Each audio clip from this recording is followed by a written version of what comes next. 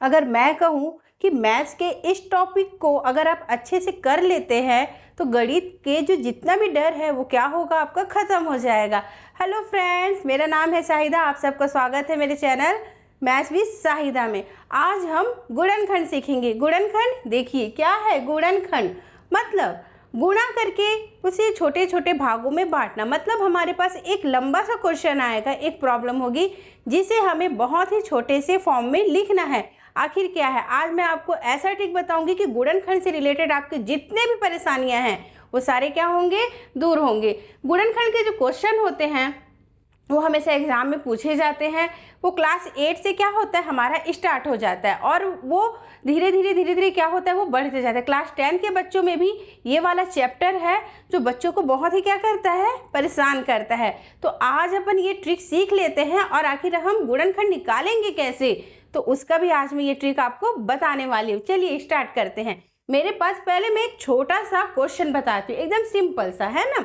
तो मेरे पास क्वेश्चन क्या है, x square plus 5x plus करके 6, ये मेरा क्वेश्चन है। अब इसे हमें छोटे टुकड़ों में क्या करना है, बांटना है।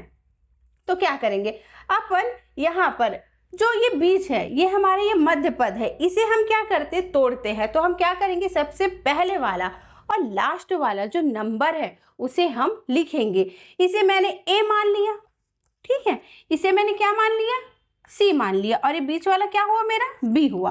तो यहाँ पे क्या करना है, हमें a का c से, ये जो a है इसका c से क्या करेंगे, हम मल्टीप्लाई करेंगे। मतलब मैं एक्स स्क्वायर का 6 से मल्टीप्लाई करूंगी तो कितना आएगा, 6x² आएगा। ओके, अब मुझे बीच वाली संख्या देखनी है और मेरे पास बीच वाली संख्या क्या है, मतलब मेरा b कितना आया है, 5x है।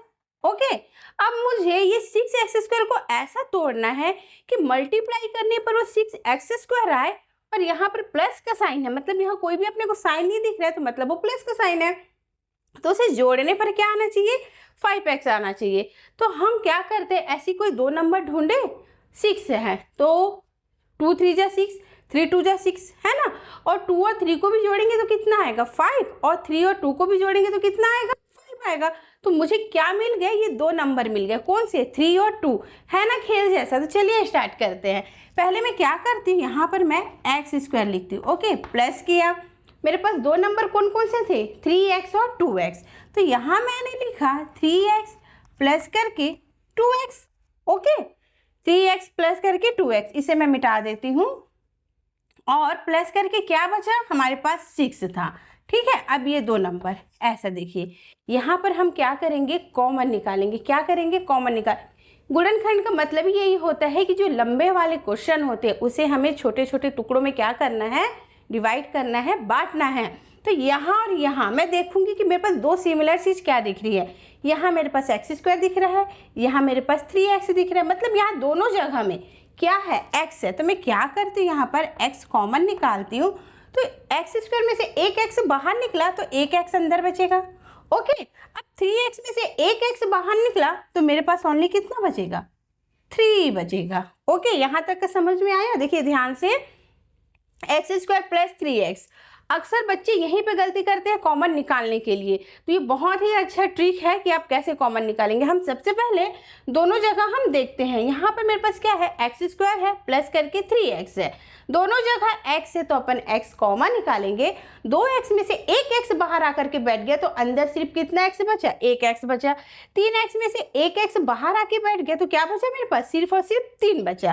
प्लस किया यहाँ पे, है ना, यहाँ पर मैंने क्या किया, प्लस किया। अब ये 2x प्लस करके 6 है, मुझे यहाँ भी कॉमन निकालना है। एक चीज़ और, जो चीज़ यहाँ अपन ने कॉमन निकाला वही चीज़ यहाँ पर भी हमको क्या करना है, कॉमन निकालना है। ठीक है, तो 2x प्लस 6, तो 2 के टेबल में 6 आता है, कितने जा में आता है, 3 जा में आता है। तो मैं यहाँ पे क्या करूँगी, 2 मैंने कॉमन निकाला और यहाँ पे क्या बच गया मेरे पास, x प्लस करके 6, सॉरी 3 आएगा ना, 2 3 जा 6 आया। तो देखिए ये और ये दोनों सिमिलर है, दोनों समान है। तो ये 2 बार आया है तो इसे हमें सिर्फ और सिर्फ एक बार लिखना है। मतलब x प्लस करके 3 ब्रैकेट में लिख लिया और जो बाहर के जो नंबर बचे हैं जिसे हमने कॉमन निकाला है तो मेरे पास क्या क्या बचा, x बचा और प्लस करके 2 बचा। तो हो गया ना आंसर। मतलब हमारा x² प्लस 5x प्लस 6 का गुणनखंड हमने तोड़ा तो कितना आया, x प्लस 3 और x प्लस 2, है ना। बहुत ही इजी। मैं एक और एग्जाम्पल आपको बताती हूँ, माइनस वाला बताती हूँ, इससे आपके डाउट्स क्या होंगे और अच्छे से क्लियर होंगे। ओके, चलिए इसे मिटाते हैं। चलिए हमारा सेकंड क्वेश्चन आ गया। क्या है मेरा second question, x² minus 8x plus करके 15। मतलब हम फर्स्ट और लास्ट डिजिट का क्या करेंगे, मल्टीप्लाई करेंगे। मतलब गुणा करने पे 15 और जोड़ने पे माइनस 8x। कैसे जोड़ेंगे भी और साथ में माइनस भी आएगा, कैसे। तो चलिए आज मैं आपको ये भी ट्रिक क्या करती हूँ समझा देती हूँ। तो सबसे पहले ना हम इसे क्या करेंगे, डिवाइड कर देते A B C में, है ना। तो इसमें क्या होगा, समझने में इजी होगा। तो यहाँ पे ना क्या ले लेती हूँ मैं, A बराबर कितना है, x² है, मतलब कि 1 ले लेते हैं। ठीक है, अभी फिलहाल उसको हम 1 समझ लेते हैं। B कितना है मेरा, -8 है। कितना है, -8। और C कितना है मेरा, 15 है। ठीक है, तो A और C का गुणा करने पे कितना आना चाहिए, ध्यान दीजिएगा 15। ठीक है, 1 भी प्लस है, 15 भी प्लस है, और B कितना है मेरा, -8 है। क्या है, -8 है। तो अब अपन को यहाँ पे ऐसा ध्यान देना है कि गुणा करने पे वो 15 आना चाहिए, लेकिन जोड़ने के साथ में वो -8 आना चाहिए। जोड़ना भी है और माइनस भी होगा। चलिए ये भी डाउट क्लियर करते हैं। सबसे पहले मैं क्या करती हूँ, 2 नंबर ढूंढते हैं। 15, मतलब 5 से या 15, और 5 में 3 भी जोड़ेंगे तो कितना आएगा, 8 आएगा, है ना। तो चलिए स्टार्ट करते हैं। मैं क्या करती हूँ, तो मेरे पास 2 नंबर कौन कौन से बने हैं भाई, 5 और 3। अब इसे हमें इस -8 के हिसाब से ढालना है। क्या करना है, ढालना है। तो चलिए मैं क्या करती हूँ, यहाँ पे x² लिखा, माइनस किया, यहाँ पे मुझे तोड़ना है, बीच वाले को हम तोड़ते हैं ना। तो ये -8x है, तो मैं क्या करूँगी यहाँ पर -5x। ठीक है, -5x। और यहाँ पर क्या करेंगे, -3x प्लस करके 15। अब बोलोगे यहाँ भी माइनस, यहाँ भी माइनस। तो हमको ये अच्छे से पता है कि जहाँ भी 2 माइनस होता है वो अपने साइन के साथ में क्या होता है, वो ऐड होता है। जैसे मेरे पास -5x है, -3x है, तो ये माइनस नहीं होगा, ये दोनों क्या होंगे, ऐड होंगे, है ना। तो -5x और -3x मिलके कितना हो गया, -8x हुआ। ओके, तो ध्यान दीजिएगा, अगर 2 माइनस है, ये हमारा रूल है, माइनस माइनस होते हैं तो क्या होता है, प्लस होता है। तो 2 माइनस दिखा तो वो प्लस होगा, लेकिन साथ में उसका जो चिन्ह है, जो साइन है माइनस का, वो भी आएगा। ठीक है, तो चलिए फिर वही काम करते हैं अपन, कॉमन निकालना। तो यहाँ x है, सबसे पहले अपन क्या करेंगे, 2 की जोड़ी बनाएंगे। 2 की जोड़ी बनाने से क्या होता है ना, कॉमन निकालने में बहुत ही ईजी होता है, जिसको अपन उभयनिष्ठ बोलते हैं ना वो। ठीक है, तो ये x² और -5x, यहाँ दोनों जगह क्या दिख रहा है, दोनों सेम चीज़। यहाँ भी x दिख रहा है, यहाँ भी x दिख रहा है, यहाँ पर 2x और यहाँ पर 1x है। तो क्या करेंगे अपन, x कॉमन निकालेंगे। तो यहाँ मैंने x कॉमन निकाला, तो यहाँ क्या बचा, 2x में से 1x बाहर निकला, तो 1x अंदर बचेगा ना। और -5x में से 1x बाहर निकला, तो क्या बचेगा मेरे पास, -5, ब्रैकेट क्लोज। ओके, आप मल्टीप्लाई करके देख लो, x का x से गुणा किया तो x², और माइनस है तो माइनस, और x का 5 से किया तो -5x।